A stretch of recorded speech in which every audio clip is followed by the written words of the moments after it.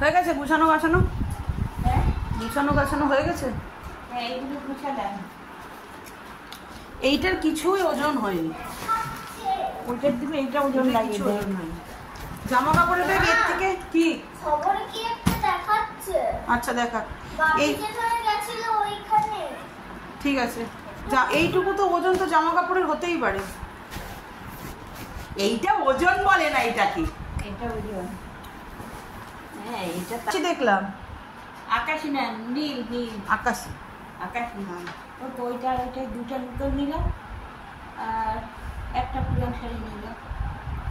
কোথায় নতুন পরবে? পুজোর কটা দিন নতুন পরো, পুরন শাড়ি আবার নেওয়ার কি আছে?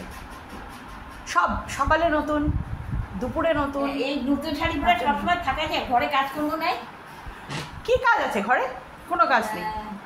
Hello everyone, good morning, welcome back to my channel. তো আজকে আবার একটা নতুন ব্লগ নিয়ে চলে এলাম।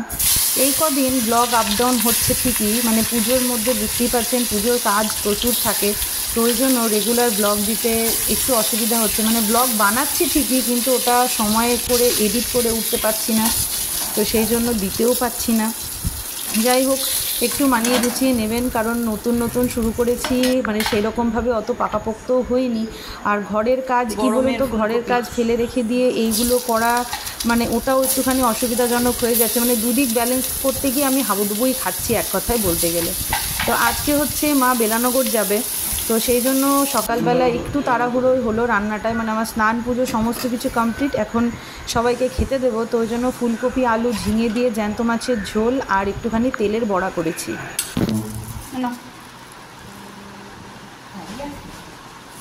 হ্যাঁ, এটার আবার ভারী কি?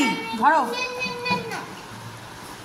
এইটা আমার লাগবে, রাখো, ওইটা নিয়ে যাও। কেন তোমার এই ব্যাগে ঢুকবে না এত এত?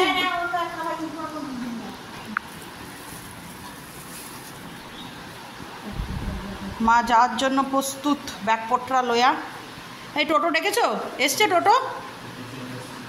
টোটো চলে এসছে। বলি রানী, তুই কিছু বলবি? কিছু বলবি? কি বলবো? হ্যাঁ, তো তুমি তাই করো, কালকে যেও।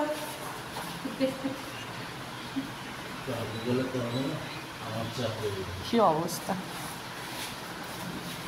অলি রানীর মনে দুঃখ লেগে গেছে।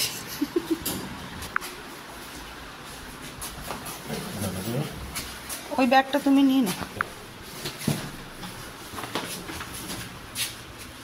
তুমি কালকে আসবে তো? কই টোটো? ওই যে অলি। কিছু কিছু ক্ষেত্রে মানুষের কিছু কিছু জিনিসের ওপর এতটাই মায়া পড়ে যায় যে ইচ্ছে থাকলেও উপায় থাকে না। একদমই তাই, আমাদের বেলানগরের বাড়িটার প্রতি মায়ের একটা আলাদাই মায়া আছে। মানে ইচ্ছে করলেও মাকে এখানে মানে বেশি দিনের জন্য রাখাই যায় না। মাকে তাও বলেছিলাম যে তুমি পুজোটা পার করো, করে তারপরে যাও, পুজোর সময় এখানেই থাকো। তো মা বলছে যে না, ওখানে যাব, মামা পারছে না। নিজের হাতে তৈরি করা বাড়ি, তো ওই জন্য টানটাও অনেকটাই। তো নোংরা। এই পিয়ালি, আমি রাখি, জুই মিসিং, জুই আসতে পারছে না। শোন না, শোন না,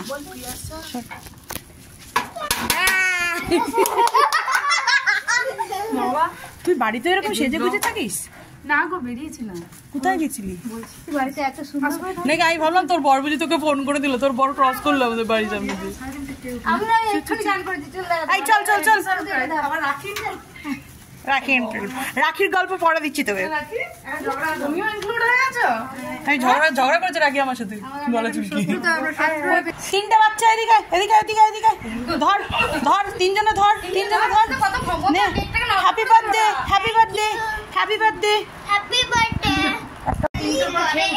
এই যে পিয়ালি খুব সুন্দর করে সাজিয়ে দিয়েছে বেলুন টেলুন দিয়ে আমাদের। দু চারটে জিগো টাঙিয়ে দিয়েছে। ভালো করেছে, ভালো করেছে, আমাদের কাজটা ও অনেকটা হেল্প করে দিয়েছে। তোমাদের এটাও প্ল্যান ছিল নাকি? কি এটাও মানে বলো না, অনেকটা করে দিয়েছে। না, এটা ভালো হলো, করে রেখেছিস সেটা নয়। না এমনি কিছু না, সন্ধ্যাবেলা দিকে মাসি এসে সুন্দর ফোনটা বার কর না, ও বার করলো বলে তুই বার করবি না? করেছি তো। তো তোল, ফুটো ফুটো, তোল ফুটো। আচ্ছা, যখন বাড়ি থেকে বেরোচ্ছিলাম প্রচণ্ড বৃষ্টি ছিল, তো আমি আর ব্লগ রেডি করতে পারিনি, একদম এইখানে এসেই সারপ্রাইজ দিয়ে দিলাম। তো চলে এসেছি সব উপায়, এই যে বাচ্চা বাটি সব, আর এখন কেক কাটিংয়ের ব্যাপার স্যাপার হবে।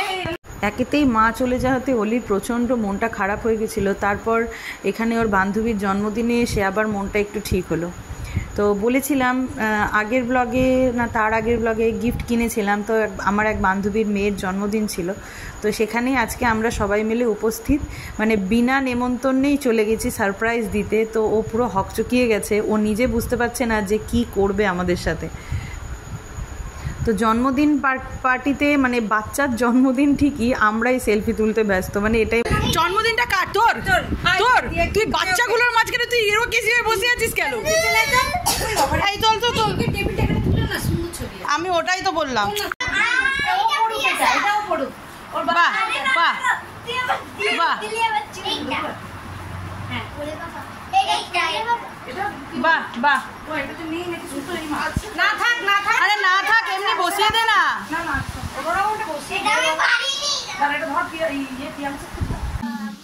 Happy birthday to you. Happy birthday to you. Happy birthday to you. আয় আয় আয় আয় আয় আয় আয় আয়। Happy birthday to you, happy birthday to you, happy birthday to dear Priyasha, happy birthday to you. Clap কর ক্ল্যাপ কর ক্ল্যাপ কর ক্ল্যাপ কর। কি রে? হোলি খেলা নয়, একটু লাগিয়ে দাও, হোলি খেলা নয়, হোলি খেলা নয়।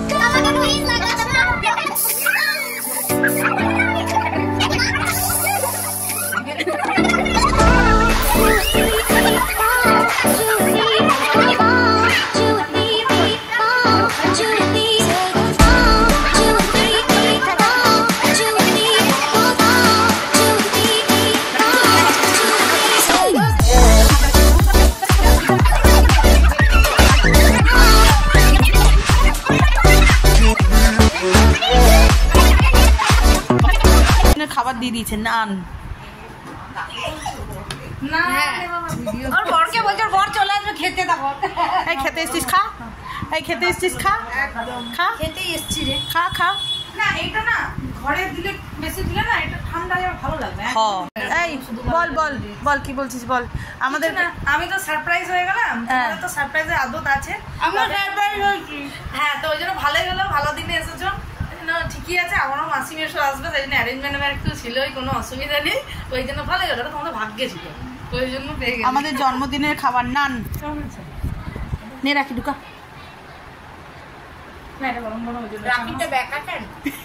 এক্সটেনশন কিনেছিস? দেখি দেখি। এক্সটেনশন কিনেছি আমি, ফলস নেল। এটা গিয়ে দেখালে দিয়ে দেবে না মালটা? দিদি কালারটা আমার খুব পছন্দ, কালার বার্গেন্ডি, আমার খুব ভালো লাগে। মিশো, ওই জন্য আমি পিয়ালি মিশো থেকে কিনেছে। যদি নেল এক্সটেনশন যদি ভালো হয় তাহলে আমিও নেব। গোটা ব্রহ্মাণ্ড তো তুই কি বলছো?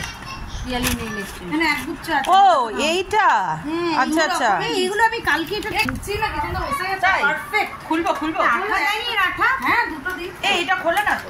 এইটা কি হেভি আঙুল। আরে আমার ঠোকা দেখতে বলে আঙুল লাগাতে বলে দিলে, আর একটা তুই রাখ, লাগাতে বলি ও গুছায়।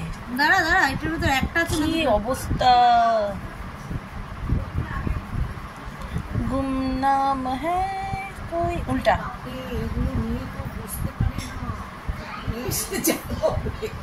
ও মা, টুরু লাভ, টুরু লাভ। ও মা, আরি আরি আরি খুলে গেছে। এই ভালো কিন্তু, এই খুব সুন্দর বসে লাগে। ওকে বাড়ি এসেই লেগে পড়েছি কাজে। আসলে হচ্ছে কালকে অলির ডান্স প্রোগ্রাম রয়েছে, তো তার জন্য পিঙ্ক কালারের একটা ব্লাউজ লাগবে। অলির যে সাইজ, সেই সাইজের গোটা বাজার খুঁজলাম, সেই সাইজ আমি ঠিকঠাক মতন পেলাম না, তো ওই জন্য আমার ব্লাউজটাকে আমি অল্টার করব এটাই ভেবে নিয়েছি। তো তারই জোগাড়জান্তি করছি।